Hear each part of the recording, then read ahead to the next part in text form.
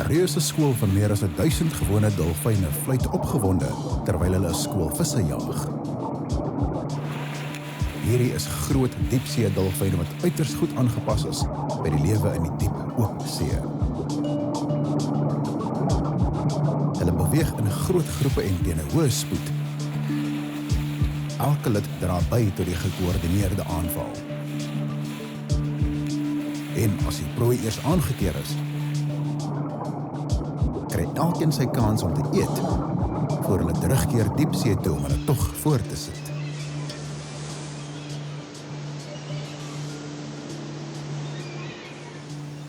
Dolfyne is daarom 'n ongelooflik intelligente diere vir wie die mens nog altyd, kom ons sê maar, 'n sagte plekkie gehad het. En hoekom nie? Ons en hulle het heelwat in gemeen. Wel, so lyk dit. Wat om maar die promenade hier in Seepunt as 'n voorbeeld. Dis 'n baie besige plek met drawers, mense wat honde stap en ander wat rondspeel, sosiaal verkeer of net die vars lug inasem. Maar dis ook baie uniek wat dolfyne aanbetref. Hierdie stuk van die kus het sy eie dolfynspesie wat hier woon. Een wat kalmer waters bo die diepsee verkies. En soos ons, kom hulle hierheen om te speel, sosiaal te verkeer en die vars lug in te asem. Hierdie stedelike dolfyn word die Heaviside dolfyn genoem en kom net aan die Weskus van Suider-Afrika voor. Die dolfyn behoort geneties tot 'n spesie waarby die kleinste dolfyne in die wêreld ingesluit is. Hulle word net die helfte so lank soos die bottelneusdolfyne wat mens meestal in die Ooskus vind. Hulle is Afrika se kleinste dolfyn. Hulle kom in kleiner groepe van nie meer as 10 individue voor nie. Anders as die reuse gewone dolfynskole wat reg oor die wêreld aangetref word, kom die Heavisides slegs aan 'n smal stuk see tussen Kaappunt in die suide en die suide van Angola in die noorde voor. Dit beteken hulle kom slegs in die Benguela ekostelsel voor en is 'n uitstekende voorbeeld van Suider-Afrika se biodiversiteit. Lyk of hulle net daar is. Maar ten spyte daarvan dat hulle hier reg onder ons neuse is, weet ons steeds bitter min van hulle gewoontes en biologie. En dit kan tot gevolg hê dat hulle beskerming en bewaring ernstig bedreig word. As gevolg van 'n gebrek aan data en kennis, poog wetenskaplikes van hier en oor see om die legkaart van die klein dolfyn aan mekaar te sit. In 2009, gesteun deur die Nasionale Navorsingsfonds uit die Hong Kong Universiteit, in samewerking met die Universiteit van Pretoria se Marine Soogdiereenheid, 'n 5-jaar navorsingsprojek oor die Heaviside dolfyn geloods. Onder leierskap van die marinebioloog, Dr. Leszek Karmanski, het groepe studente begin om data te versamel oor die dolfynskole aan die Weskus. This is really one of the least known cetacean species with hardly any solid information. We don't know about their daily life pattern, about their daily behavior. It's listed by the World Conservation Union as data deficient, and it really indicates the true status. What we do on our boat surveys is actually collecting primarily photographic records characteristic to an individual. So if we get a good, sharp, well-focused, well-exposed image, we are collecting something in the form of an individual ID of a member of a local population. Soos nog skole in die gebied aankom, moet die span bedag en gereed wees. Today we have a busy day. They are everywhere. 3 o'clock we have 6 of them. 6 o'clock we also have 6. And there are some at 11 o'clock. So coming up it's almost 20.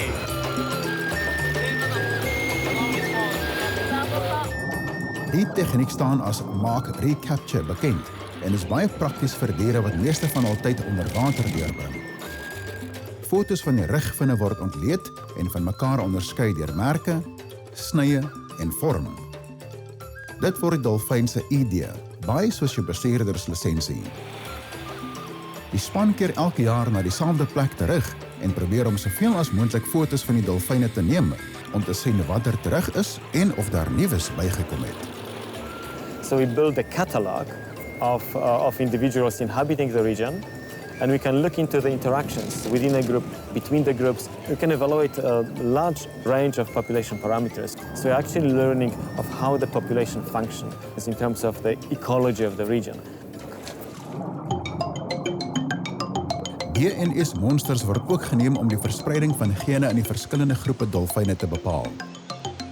'n Variasie van gene word as noodsaaklik vir 'n spesies se oorlewing beskou, omdat sleutelinligting in die gene vervat is, sodat die dier by 'n veranderende wêreld kan aanpas.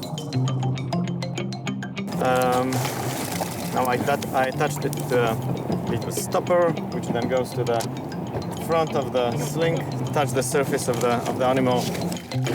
Okay, took it from the back. Dolfyne word deur 'n dik vetlaag beskerm, so 'n klein vuilmonster sal nie skade aanrig nie. Deur hulle letterlik vir ure dop te hou, het ons nou 'n kykie gekry in die lewe van die stedelike dolfyne hier in Grange Bay. They have very interesting behavior ecology. They come closer inshore in the early hours of the morning, and they assemble just offshore, right outside kelp beds. In fact, often within kelp beds. They love kelp beds. They go in between the kelps, rubbing their body among kelps, and then initially smaller groups start assembling into larger groups, and they very dynamically split and join, what we call this dynamic fusion pattern. In leeketaal is dit iets soos 'n lekker kuier. Die verskillende dolfynegroepe verdeel en sosialiseer met ander en kry so 'n beter idee van hul bevolking in geheel. Dit kan help om voedselbronne en roofvisse op te spoor en ook om 'n maat te vind.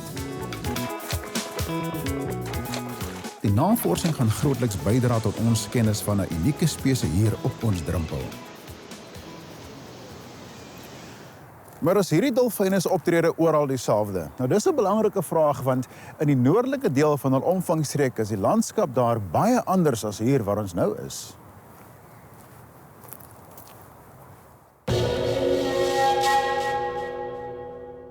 In die noorde van hulle gebied kry die dolfyne met 'n ander landskap te doen. Een waar verlate strande die besige promenade vervang en waar spookmyndorpe in plaas van wolkekrabers die horison vul. Hier ondersoek Dr. Simon Elwin van die Namibiese Dolfynprojek moontlike verskille in die gedrag van die heavisides in die gebied. I did my PhD work on heavisides dolphins down in South Africa with Peter Best, and we learned quite a lot about the animals there. And I was very interested in working up here in the northern Benguela. The ecosystem here is quite different. There's more seasonality in it, much warmer in summer and colder in winter. Whereas in South Africa, it's a much more stable ecosystem. At the moment, we're sitting in Guana Bay, which is just to the west of the town of Lüderitz. It's quite a protected bay, which really makes it a lot easier for us to do the work here because it's an exceptionally windy environment here in Lüderitz. And the winds are predominantly from the south along the whole Benguela ecosystem. So because we have these north-facing bays, they're quite protected. And the dolphins seem to use them quite a lot, particularly up here in Namibia, where they're socializing in the bays, they're also feeding. So it's really a high-density area for heavisides dolphins. Die beskutte baadjies bied 'n veilige hawe en beskerm die dolfyne teen die gevare uit die diep see.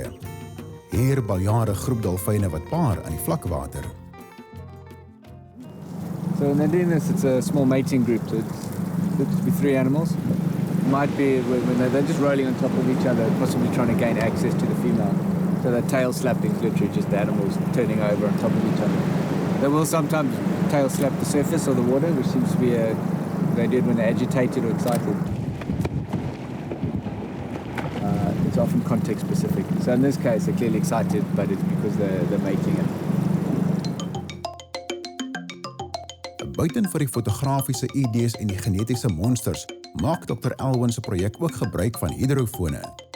Dis onderwatermikrofone wat klank oor 'n tydperk van 24 uur opneem.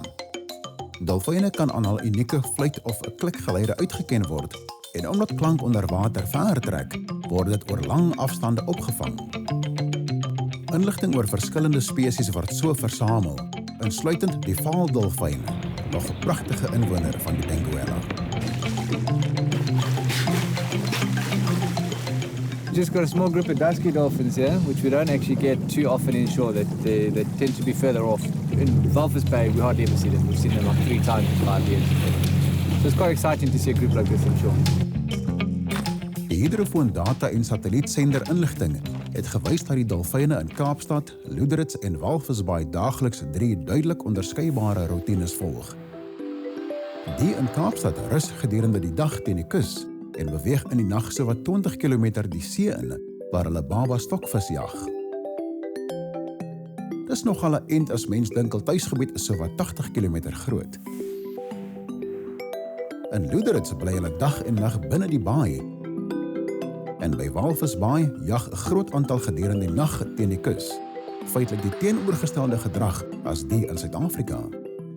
Die beskikbaarheid van kosbronne en voedingsstrategieë speel waarskynlik 'n rol. Die vlakwater gee hulle ekstra beskerming teen roofvisse soos haie. Dis 'n soort van 'n rug teen die muur strategie, want hulle kan nie van die bodem af of van die kant af aangeval word nie. Dit is ongelooflik hoe spesies optrede verskil van een gebied na die volgende. Maar die groot vraag is natuurlik, wat is die welstand van hierdie dolfyne?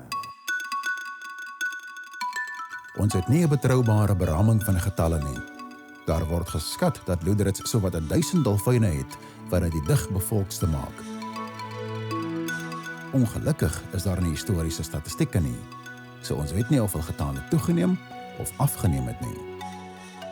Wat ons wel weet, is dat daar baie ander Weskus spesies is wat swaar kry. Kyk nou maar die brilpikkewyn. In 2009 reeds was hul getalle die laagste sedert daar rekord gehou word. Daar is geen twyfel oor die rede hiervoor nie. Totale oorontginning van visse van die Benguela ekostelsel. Teen 1970 het die ansjovis en sardiensvoorraad so afgeneem dat hulle in Namibië na aan uitvissing was. Dit het tot die ineenstorting van die visbedryf gelei. En soos die visgetale afgeneem het, so het die van die diere wat op hulle vir voedsel gesteun het, ook afgeneem. Is dit dalk moontlik dat ons nou na die laaste paar oorblywende heaviside dolfyne kyk? En waar en hoe word hulle beskerm? Heavisides is terreingebonde. Hulle beskou 'n klein gebied as hul tuiswater. Die Weskus in die geval is die enigste tuiste wat hulle in die hele wye wêreld ken.